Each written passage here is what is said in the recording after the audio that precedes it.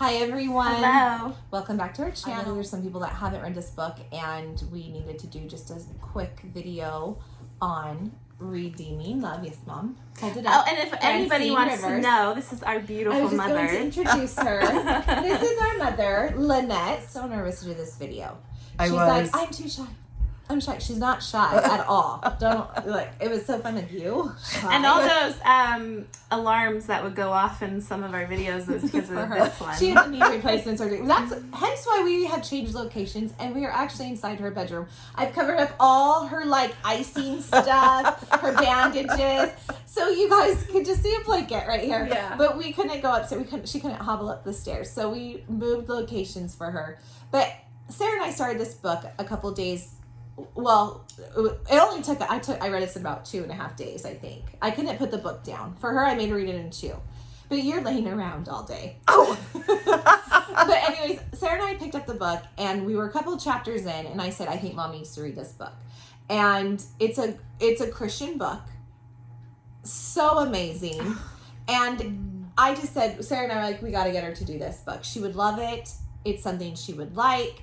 It's about if you're familiar with the Bible, it is about the story of, or a retelling of the story of Hosea and Gomer. Mm-hmm. And how Hosea was called to marry a prostitute, Gomer, and he loved her very much, and she would always just take off and go and have an affair again. You know, she committed adultery, and he would always go back and get her and loved her. And this is a retelling of that. And it is such a darn beautiful. This book just pulls at your heartstrings. It's emotional. It makes you feel like... I didn't cry, though. I did at the end. I didn't cry, but I got teary-eyed and I had to wipe my eyes a little bit. She doesn't cry for anything. No. And that's where I get it. I'm not a crier either, but this really was emotional. It was pulled my heartstrings. It made me it made me not feel bad, like that I'm a bad person, but it made me think I'm a bad person. That I need to be better. That you need to cry? No, like I just need to be better in my life. It just pulled me like, I'm not, like to forgive constantly, to love others unconditionally. Yes. And we're all guilty of that. Yeah, and we're believers, obviously. But if you're not, or if you are, this story is still very good to read. It's all about forgiveness and loving somebody unconditionally. A beautiful story, even if you are not a believer. You should read it. It's just gorgeous. It is. The writing was fantastic. It grabs you. I'm telling you, I could barely get it down. I barely could put the book down. Excuse me. I just wanted to keep reading it, and it was just so good. It was just a beautiful, beautiful. I wish I could be more like Michael, who was a devout. Like Michael. He had such good faith in God, and when he would come, when he was troubled, all he kept saying when he would talk to God, and God would say, "How often am I going to forgive her?" And God would say, 70 times 7. You just keep forgiving, and you keep loving her. And he opened this girl's world to something she never knew. This girl had a horrible life. I'm not going to get into it. You need to read it.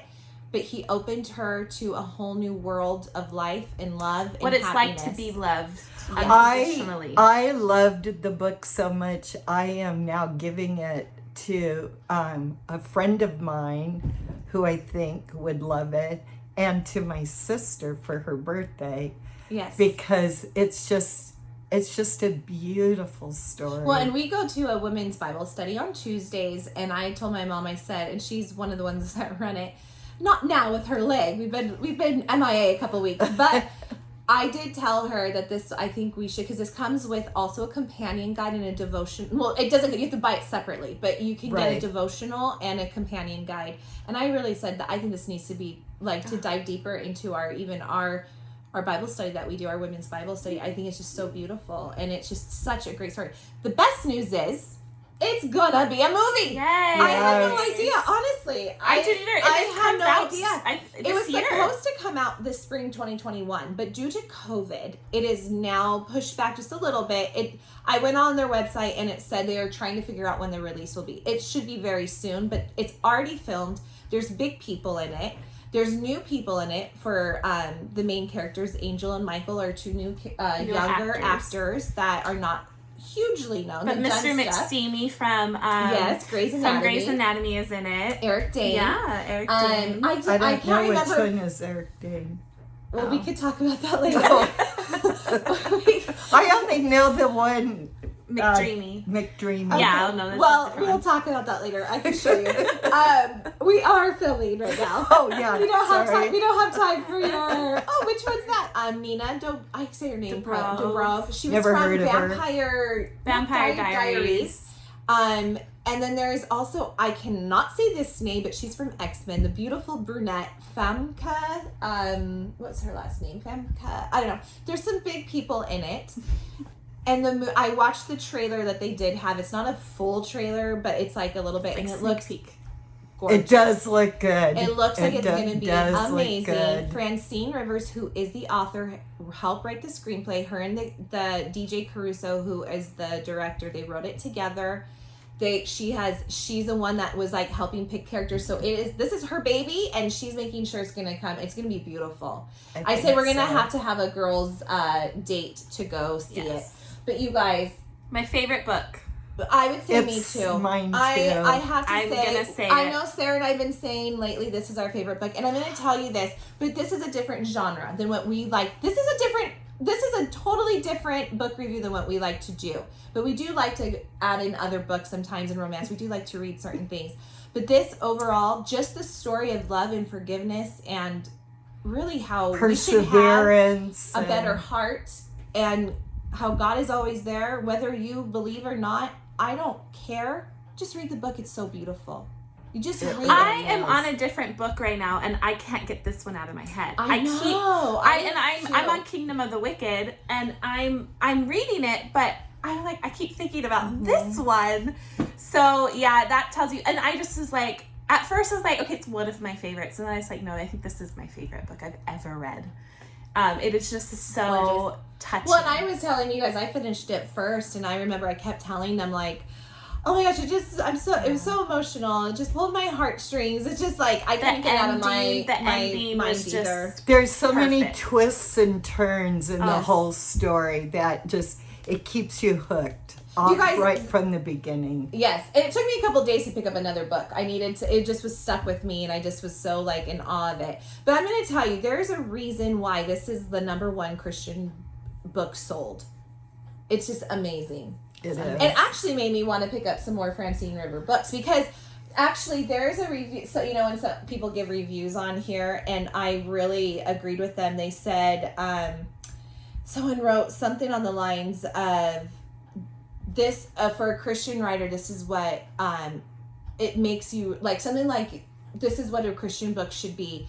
It had, it's not preachy. It's not preachy. It has talks of sex. It has talks of rape. It has talks of very real situations and scenarios. It wasn't preachy. It was just a guy who loved someone so much, and God kept telling him to love her.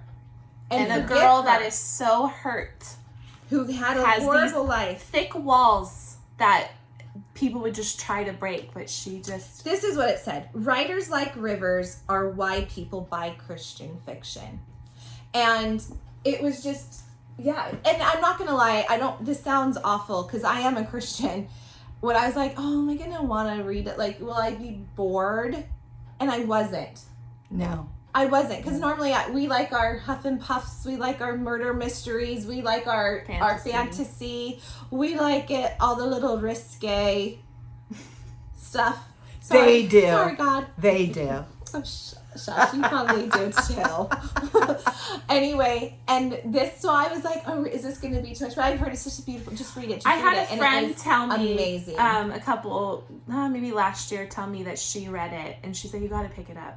I was like, okay. And so we finally, we kept talking about it. We had it, and then we finally added it into our monthly reads, and we were like, This one, yeah, my favorite. Well, remember when you went to Barnes and Noble? And and they said that this was the #1 book. The moment you asked her, she's like, "Oh yeah, that's our exactly #1 book. Our #1 book, here. our #1 Christian." Yeah, because sometimes you're like, "Oh, let me go look. Let me check." And the first thing the lady at Barnes and Noble said, "Oh, yep, it's our #1 book." It is absolutely amazing. You guys got to read it. The story is just well written and just take it for such a beautiful written book.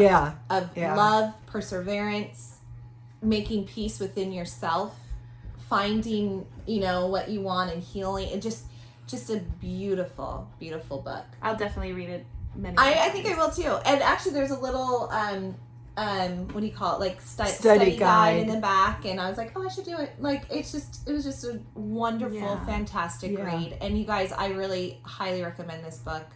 Top.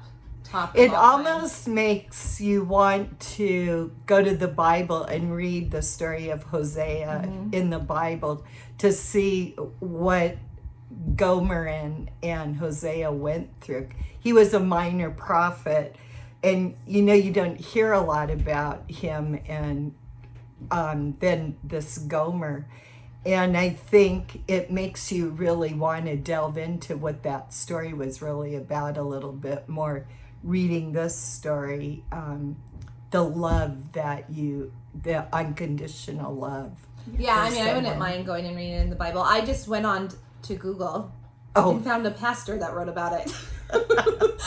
let me check it on Homer or Hosea and Gomer and make sure. But yeah, I agree. Like I wouldn't mind actually going in. I mean, and I was reading Francine Rivers wrote her. At the end they usually write acknowledgments and it was a really interesting thing that she grew up in the church like I did. Going to Sunday school, this and that. She never had this like huge come to Jesus moment, and till she was older and just finally went to a new church, basically, making this shorter, and just started to feel deeper. And she was a huff and puff novelist before, my favorite kind. And when she turned her life to God, she said she couldn't write anymore. And then she realized she needed to just devote her time, study the Word, the Bible. And when she came to the story of Hosea and Gomer, God just put the story in her head. She said, I can't take the credit for this.